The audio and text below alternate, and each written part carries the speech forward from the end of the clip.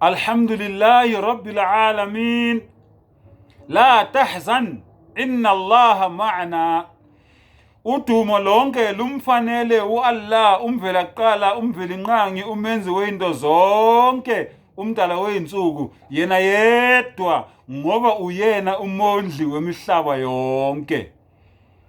Ungesabi, uAllah unathi, umdali wethu unathi, ngakho ke ningesabi, khululekani.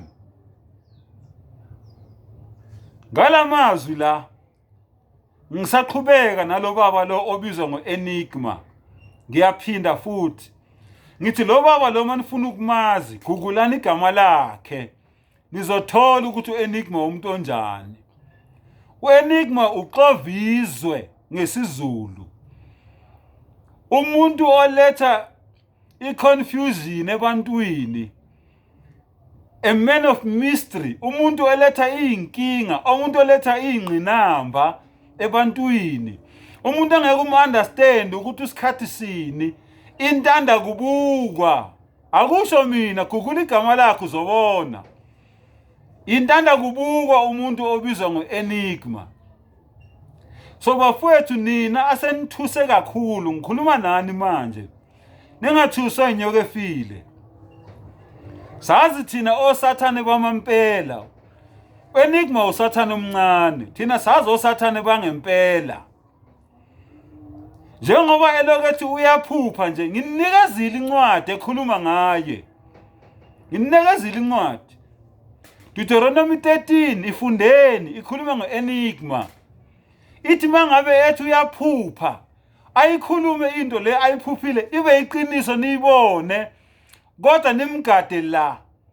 Uma ngabe enidonsa ethi wozani sizokhonza abanye onkulunkulu, enikhipha kulonkulunkulu lo okuwuye wadala izulu wadala umhlaba, nimbasophe loyo muntu loyo, inkinga.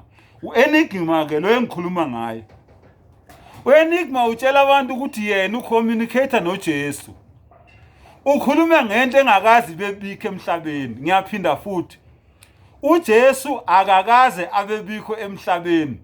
uJesu umsangano owakhandwa amaRoma ngo325 AC. uYeshua lo obizwa ngoJesu esahamba kudala wenyukele ezulwini, amaRoma asekhanda lo msangano lo awubiza ngoJesu. Uyeke lo Jesu lo yokhuluma noEnigma, into engakazi bekhona. Nini uJesu ukhuluma noEnigma ngesisuthu, nini uJesu ukhuluma noEnigma ngesilungu, nini uJesu ukhuluma noEnigma ngesizulu. Kodwa umlando usitshela ukuthi uJesu umHebheru, iJuda. uJesu umHebheru, wayekhuluma isiHebheru. Igama lakhe lesiHebheru alethi uma wakhe uYeshua. Gugula uthi what was the original name of Jesus, uzobona. uYeshua, leli lika Jesu, leli lika Jesus, leli lika Yesu, leli lika Jesu, lika Yesu, amagama nje esinikezwe amaRoma la azikhandele wona. Vulana amehlo ke bakwethu. uEnigma uthi wonke amaKristu ayesihogweni ngaphandle kwamaKristu asindisiwe. Inengqondo leyo nto leyo.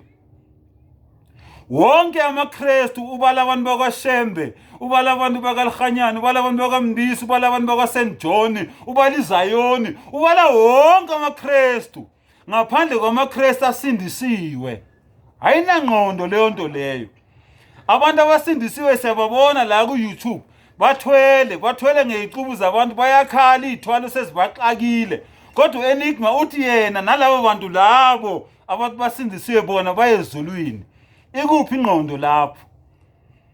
Yonke lento le amaKristu akholelwa kuyo ukuthi uNkulunkulu isitabane, uziqu intathu, ungamadoda amathathu emntwini oyedwa. noEnigma uyakholelwa kuyo leyo nto leyo. Nabo bonke abantu abasindisiwe bayakholelwa kuleyo nhlamba leyo kubizwa ngayo uNkulunkulu. Kodwa uEnigma uthi ngoba labo abasindisiwe bona bayezulwini, wonke lamanye amaKristu akhonza njengaye.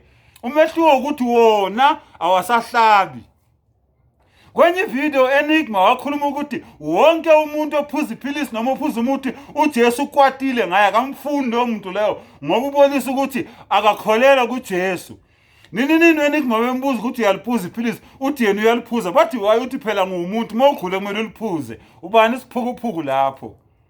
Enigma udlala ngabantu kodwa abantu abamboni. Mina ngiyamfuna uEnigma manje one on one sibhekane kanje.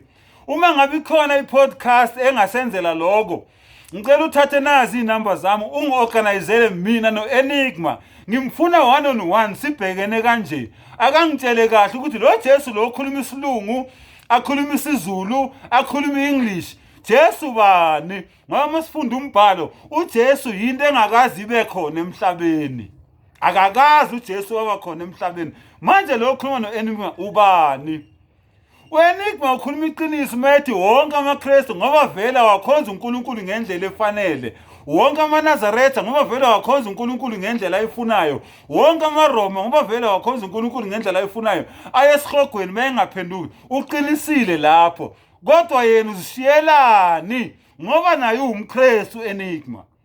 Nawe uyakholela kubo bonke labantu labo. Inkinga ukuthi yena akasawenza umsebenzi akasahlabi. Kodwa naye uwumKristu. Nawe uyamthuka uNkulunkulu, umbiza ngendoda ehlukene ngamadoda amathathu eziqu intathu. Uyamthuka naye uNkulunkulu. Nawe Enigma uthi uJesu uNkulunkulu. Uhluke ngani yena kwabanye?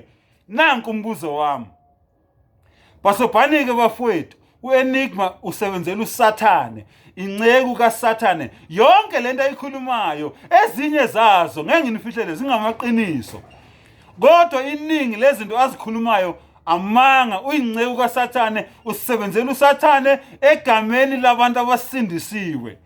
Awukwazi ukuthi ungathi wonke amaKristu aya esihogweni bese kuba khona amaKristu angaya esihogweni. Ayenzi sense leyo nto leyo. Ayinginiki imqondo mina. Mhlawumbe abanye yabanika. Vulana amehlo-ke bafowethu. uEnigma uyinkinga. uEnigma uyinklayitheka. uEnigma uwuxovizo. uEnigma uyinzukazi keyi. uEnigma uyingxubevange. Be careful. Wa akhir dawana anilhamdulillahi rabbil alamin.